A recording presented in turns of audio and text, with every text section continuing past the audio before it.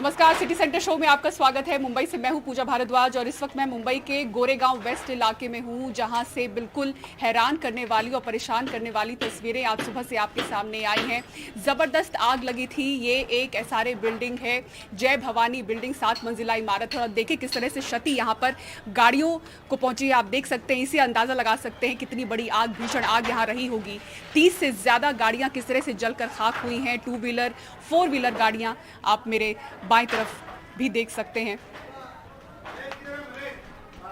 कुल 7 लोगों की इसमें मौत हुई है, 50 से ज़्यादा लोग जख्मी हुए हैं और इस वक्त मैं इस बिल्डिंग के अंदर उसी जगह पर हूं और आपको दिखाने की हम कोशिश कर रहे हैं किस तरह से ये भीषण आग यहाँ पर लगी थी। 7 लोगों ने दम तोड़ दिया, कुछ अभी भी गंभीर हैं, 50 से ज़्यादा लोग जख्मी हुए, अस्पताल में भर्ती हैं। खुद मुख्यमंत्री एकनाथ शिंदे भी आए जख्मी जो लोग हैं, जो अस्पताल में भर्ती हैं, उनसे मिलने के लिए और इस इलाके का भी दौरा करके गए। लेकिन जो पीड़ित परिवार है वो बाहर अब भी मौजूद है इस इमारत के और इस उम्मीद में था कि जब मुख्यमंत्री एकनाथ शिंदे आएंगे, क्योंकि वो गोरेगांव ट्रॉमा सेंटर पहुंचे थे जो यहाँ के करीब है, तो उनको लग रहा था वो उनसे भी मुलाकात करेंगे, पर उनसे मुलाकात नहीं हुई और वो बाहर प्रोटेस्ट करें। उनकी भी तस्वीरें इस वक्त हम आपको दिखाएंगे।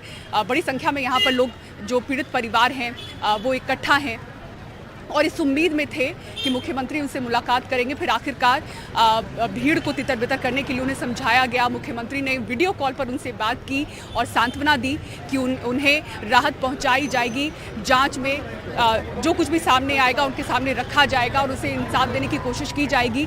बड़ी संख्या में लोग यहाँ पर इकट्ठा हैं जो यहाँ पर रहते थे, पीड़ित के परिवार, उनसे हम बात करने की भी कोशिश करेंगे। अभी हुआ बहुत दुख भरी दास्तां है ये।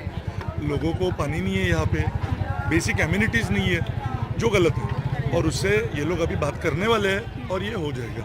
ये सीएम साहब के साथ इनका बात हो गया है, ये लोग मिलके सीएम साहब से, सीएम साहब कुछ देर पहले दौरा करके गए। एक नाराजगी ये भी थी कि इन परिवारों से उन्होंने मुलाकात नहीं की। वीडियो कॉल पर क्या बात हो पाई, अगर बता दें। नहीं, वही कल मिलने उन्होंने बुलाया है। एक्चुअली मिसकम्युनिकेशन हो गया, ये गेट से आने वाले थे लेकिन वो पूरा एरिया देख के वो गेट से ही निकल गए, तो उनको रोड नहीं मालूम था, तो उनसे इनका जो नाराजगी था वो दूर हो गया। अंदर जाके देखो तुम। हाँ, देखो अंदर जाके देखो कैसा हालत है, बच्चे लोग को कैसा निकला है कैसा नहीं निकला है, हम लोग को पता है। 2 साल का 2.5 साल को मुंह से मुंह सांस लेके खड़ा किया है। कितने बच्चे लोग हॉस्पिटल में पड़ा हुआ है। हाँ, कौन जिम्मेदार? कौन जिम्मेदार? चलो क्या मालूम कौन जिम्मेदार, हमको नहीं पता, हमको कुछ नहीं पता। तो अब लोगों में नाराजगी देख सकते हैं। सुबह 3 बजे की ये आग थी, 7 बजे किसी तरह से बुझाई गई थी। आस पड़ोस के लोग पहुंचे थे लोगों को बचाने के लिए और ये हादसा जो उनके सामने हुआ, एक तरह से वो बयां कर रहे हैं कि किस तरह से तस्वीरें उनके सामने थी, भयावह। आज सुबह करीब 7 बजे दमकल विभाग ने काफी मशक्कत के बाद आग पर काबू पाया। आग इमारत के ग्राउंड फ्लोर पर बनी दुकानों के साथ ही पार्किंग में खड़ी गाड़ियों में लगी थी। अभी तक आग लगने के कारणों का पता नहीं चल पाया है। वहीं आदित्य ठाकरे भी गोरेगांव ट्रॉमा सेंटर घायलों से मुलाकात करने के लिए पहुंचे थे। राजस्थान के मुख्यमंत्री अशोक गहलोत ने कहा है कि राज्य में जातिगत गणना कराई जाएगी। उन्होंने कहा कि बिहार के तर्ज पर यह कराई जाएगी। मुख्य फैसला बहुत इम्पोर्टेंट किया गया है कि जो राहुल गांधी जी ने कहा था और रायपुर के अधिवेशन के अंदर, कांग्रेस अधिवेशन के अंदर जातिगत जनगणना की प्रस्ताव पास हुआ था, वो हमारे अहम बात है कि हमारे महाधिवेशन कांग्रेस का, अखिल भारतीय कांग्रेस कमेटी महाधिवेशन, उसके अंदर जो प्रस्ताव पास हुआ उसके आधार पर हमने तय किया है राजस्थान सरकार भी बिहार की तरह जातिगत जनगणना करवाएगी।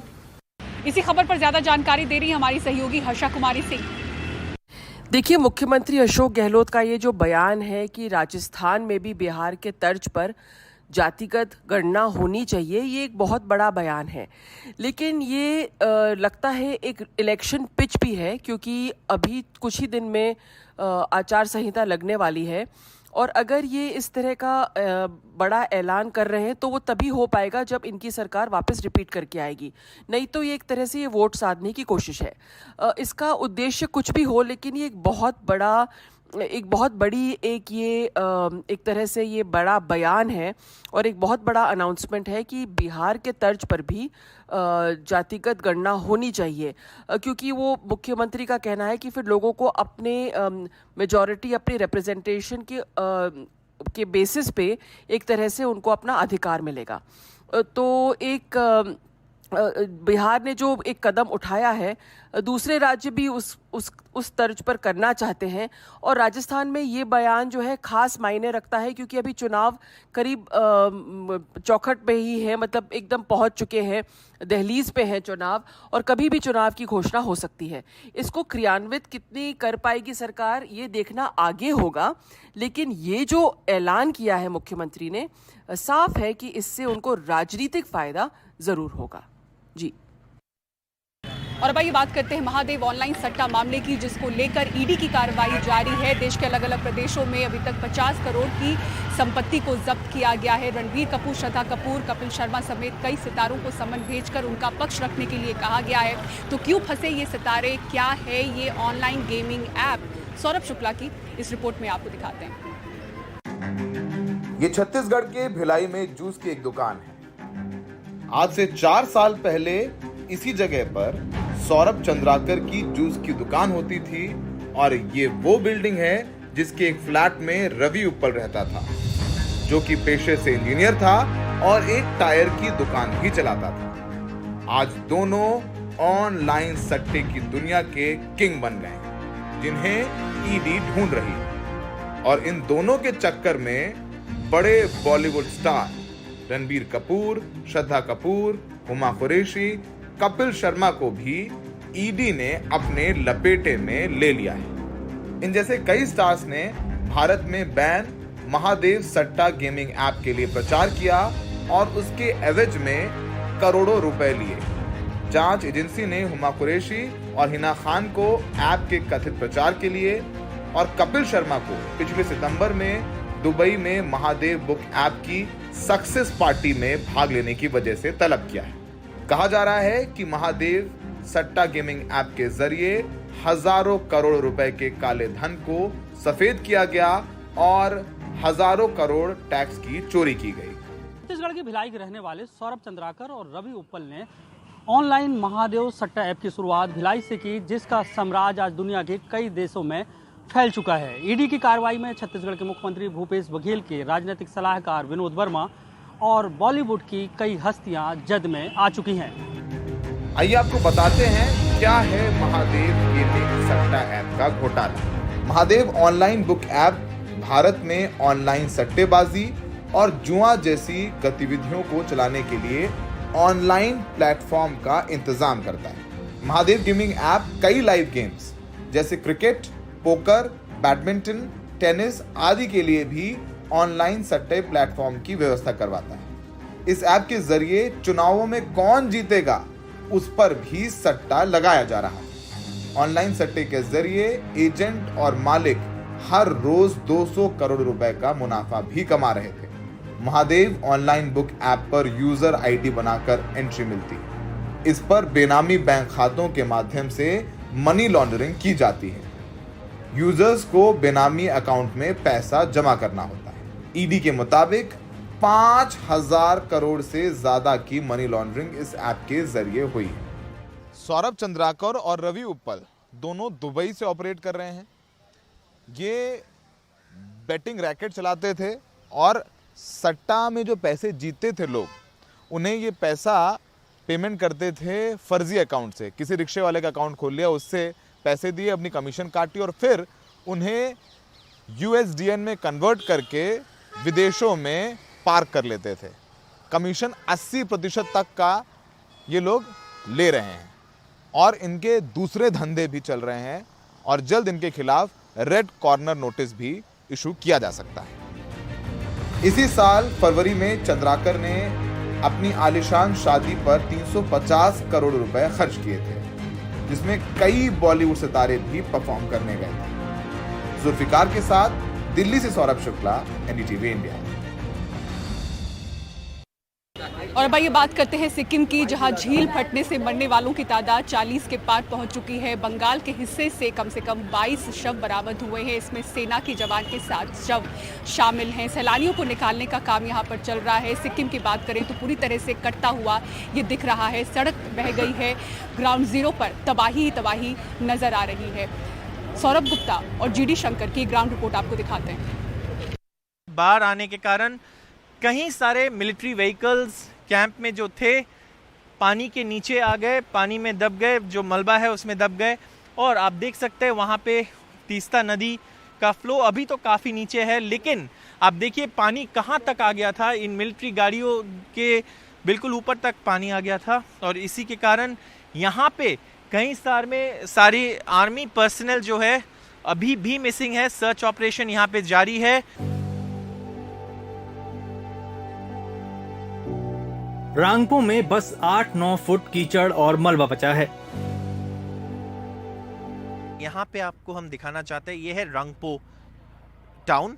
यहाँ आप देखिए जो जायंट सीमेंट मिक्सर है या क्रेन है या अर्थ मूवर है जो यहाँ पे रखा गया था कुछ काम के लिए, वो पूरी तरीके से मलबे के नीचे चला गया है। और ये जगह चलने वाला जगह था, यहाँ पे लोग रहते थे, लेकिन अब देखिए इतना मलबा यहाँ पे पानी के वजह से आ गया कि सब कुछ मलबे के नीचे दब चुके हैं। हमारे साथ एक यहाँ पे है जो यहाँ का निवासी है। आप यहाँ पे काम कर रहे थे, आप वो बताएंगे हमको आपने क्या देखा, ऐसे क्या था यहाँ पे, अब क्या है? सर यहाँ तो काफ़ी सारे लोग थे, काफ़ी सारे घर थे, वो तो अभी नहीं है, पानी में सब बह गया। सिक्किम के मुख्यमंत्री प्रेम सिंह तमांग तबाही वाले इलाकों का दौरा कर रहे हैं। उनका कहना है कि पिछली सरकारों ने घटिया क्वालिटी के जो डैम बनाए, ये उसका नतीजा है। बहुत डैमेज हुआ है, ये मेजर डैमेज हुआ है। नॉर्थ सिक्किम के डैमेज कितना हुआ है नहीं देख पाए, क्योंकि नॉर्थ सिक्किम हम लोग जा नहीं पाए, क्योंकि कनेक्टिविटी पूरा कट ऑफ है वहाँ पर। पहले हमारा प्रायोरिटी है जितना भी फंसे हुए वहाँ पर टूरिस्ट है, 3000 से ज़्यादा टूरिस्ट, उनको हम लोग पहले निकालेंगे। प्रीवियस गवर्नमेंट ने जो डैम चुंगथांग में टिस्टा स्टेट थॉट का जो डैम बना वो पूरा डैमेज हो गया, पूरा बर्बाद, वॉश आउट हुआ। उत्तर बंगाल में भी बड़ा बचाव अभियान चल रहा है। कई शव बहकर इधर चले आए हैं। यहाँ तक कि भारतीय सेना के विस्फोटक भी बह गए। बंगाल के जलपाईगुड़ी में एक मोर्टार बहकर चला आया, जिसको छूने से हुए धमाके में 2 लोगों की मौत हो गई और कई घायल हो गए।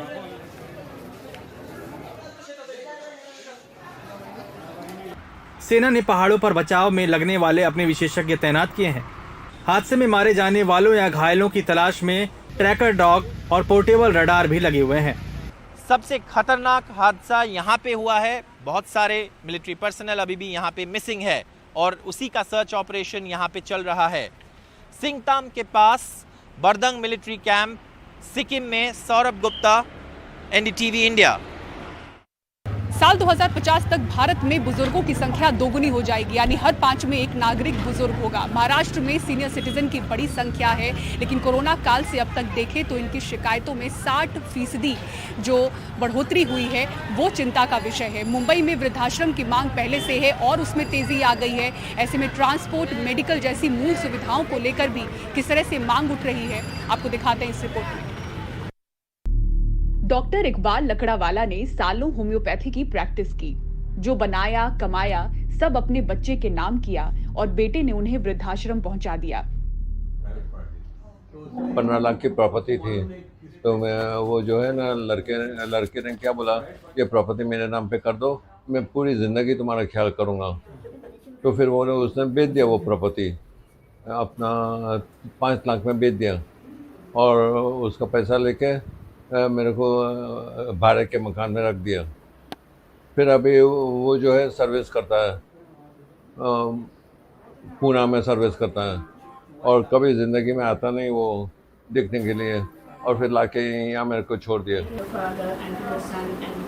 लवियाना फर्नांडिस ने कुछ इसी तरह अपने दामाद पर भरोसा कर अपनी प्रॉपर्टी बेचकर उन्हें पैसे दिए, लेकिन इन्हें भी एक वृद्धाश्रम का सहारा लेना पड़ा। मेरा सन इन लॉ था ना, उसको जाने का कनाडा, तो मैं उसको मेरा घर बेच के उसको पैसा दे दी सब, और उसके बाद में मैं उसके घर पे रहने लगी मेरी बेटी के साथ। आर्थिक राजधानी मुंबई में छोटे छोटे कमरों की तरह ही लोगों के दिल भी सिकुड़ रहे हैं। बुजुर्गों के लिए जगह नहीं और इनकी बढ़ती तादाद चिंता भी बढ़ा रही है। संयुक्त राष्ट्र जनसंख्या कोष UNFPA की एक रिपोर्ट के अनुसार 2050 में जब देश आजादी के 100 साल का जश्न मना चुका होगा, तब 60 पार के बुजुर्ग पूरी आबादी में 20.8% होंगे, यानी देश का हर 5वां नागरिक बुजुर्ग होगा। फिलहाल देश में 10.8% बुजुर्ग हैं। करीब 12.5 करोड़ की अनुमानित आबादी वाले महाराष्ट्र में बुजुर्गों की आबादी 11.7% है, जो 10% के राष्ट्रीय औसत से अधिक है। कंज्यूमर नॉलेज फर्म ऑर्मैक्स कॉम्पस के एक अध्ययन के मुताबिक मुंबई महानगर क्षेत्र में 2031 तक 24 लाख वरिष्ठ नागरिक अपने दम पर रहेंगे। जो सीनियर सिटीजन्स हैं, जिनका एक बड़ा सा पॉपुलेशन होते जा रहा है, जो Mumbai will need to address this in the coming days, because Mumbai needs to be a senior citizen friendly city, और उसके लिए भी हम काम कर रहे हैं कि मुंबई एक सीनियर सिटीजन फ्रेंडली सिटी बने। It is not a dumping ground. Mumbai में बुजुर्गों के लिए काम कर रही संस्थाओं के हेल्पलाइन पर अपनी समस्याओं को लेकर शिकायतों में कोविड के समय से लगभग 50 से 60% की वृद्धि दर्ज हुई है। इसके बावजूद मुंबई जैसे शहर में चुनिंदा निजी वृद्धाश्रम तो हैं, लेकिन सरकारी ओल्ड एज होम की मांग कायम है। ड्राफ्ट पॉलिसी में था, हाँ, लेकिन वो ड्राफ्ट पॉलिसी इम्प्लीमेंटेशन उसका हो नहीं रहा है।